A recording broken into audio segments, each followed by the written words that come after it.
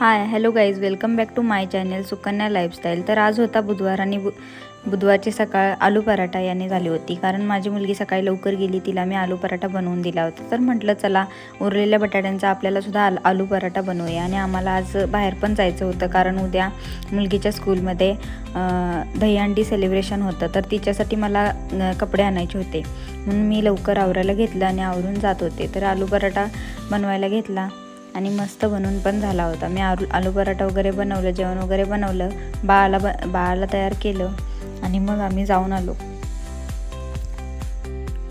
तर बघू शकता इथे आलू पराठा मस्त मऊ आणि लुसलुशीत असे बनवून तयार झाले होते। ते यांना पण खूप आवडले। आणि सगळ्यात जास्त मुलीच्या स्कूलमध्ये काही कार्यक्रम वगैरे असतील तर सगळ्यात जास्त मला त्याची ओढ असते, कारण मला हे सगळं आवडतं। मला तिच्यासाठी हे सगळं करत असताना माझं बालपण आठवतं। आणि आम्ही इथे जात होतो, तर इथे मी यांची ओळख करून देत होते, तर हे हसत होते। माझ्या स्कूलमध्ये पण काही कार्यक्रम वगैरे होत होते, तेव्हा माझे आईवडील पण मला असेच पाठवायचे। त्या सगळ्याची मला आठवण होते आणि वाटतं तिला पण हे सगळं मिळावं। आणि चिपळूणमध्ये शिवम कलेक्शन म्हणून एक दुकान आहे, तिथे छान कपडे भेटतात। तिथे मी तिला मस्त घागरा घेतला।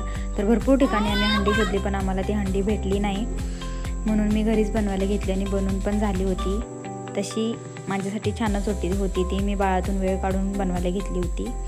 आणि ही बघा हंडी किती छान बनवून झाली।